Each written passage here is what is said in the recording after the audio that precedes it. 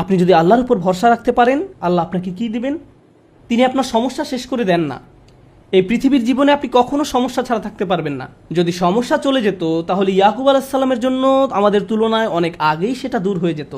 যদি ঈমান থাকার মানে হয় আপনার কোনো সমস্যা থাকবে না, তাহলে মরিয়ম আলাইহিস সালামের কোনো সমস্যা থাকা উচিত ছিল না। রাসূল সাল্লাল্লাহু আলাইহি সাল্লামেরও কোনো সমস্যা থাকার কথা ছিল না। আল্লাহর কাছাকাছি মানুষদের জীবনী পড়লে আপনি দেখবেন তাদের জীবন ছিল সমস্যায় পরিপূর্ণ, বড় বড় সমস্যা। আর আপনি শুধু এই সমস্যাগুলোর কথাই পড়ছেন। আপনি পড়ছেন তারা কিভাবে একটা সমস্যা থেকে আরেকটা সমস্যা জীবন অতিবাহিত করে গেছেন। আল্লাহর একজন মহান রসুল ছিলেন ইউসুফ আলাইহিস সালাম। তার জীবনের দিকে তাকালে দেখবেন ছোটবেলা থেকেই তিনি সমস্যায় আক্রান্ত ছিলেন। তাহলে আমি এই প্রশ্নটি বারবার করছি, আল্লাহ তাহলে আপনাকে কি দিচ্ছেন? আপনার জীবনের অতি ভয়াবহ সমস্যার সময় যখন আল্লাহর উপর পূর্ণ বিশ্বাস রাখেন, এর বিনিময়ে আল্লাহর কাছ থেকে কি পাবেন?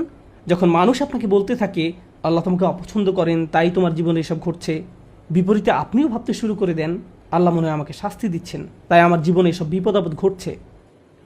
সেই মুহূর্তে যদি আপনি আল্লাহ সম্পর্কে সুধারণা পোষণ করতে পারেন, আল্লাহর প্রতি ভালোবাসা, নির্ভরতা এবং বন্ধন বজায় রাখতে পারেন যে না, আল্লাহ আপনাকে কখনো ছেড়ে যাবেন না, এর বিনিময়ে তিনি আপনাকে কি দেবেন?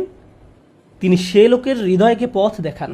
আমি আপনাদের গ্যারান্টি দিচ্ছি, যদি আপনার সমস্যা চলে যায়, যদি সে সমস্যাটা অর্থ সংক্রান্ত হয়ে থাকে, এরপর অর্থ আসতে থাকে, যদি এটা পারিবারিক সমস্যা হয়ে থাকে এবং সমস্যাটা দূর হয়ে যায়, এই দুনিয়ার কোনো অর্জনই সেই একটা গিফটের তুলনায় কোনো মূল্য বহন করে না।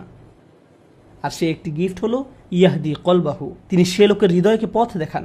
আপনার অন্তরে প্রশান্তি থাকবে, জীবনে যাই ঘটুক না কেন আপনার মুখে তখনও হাসি থাকবে।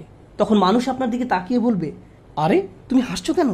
তুমি কিভাবে ঠিক আছো? দেখো না তোমার কি অবস্থা হয়েছে। আপনি তখন বলবেন, হ্যাঁ সব ঠিক আছে।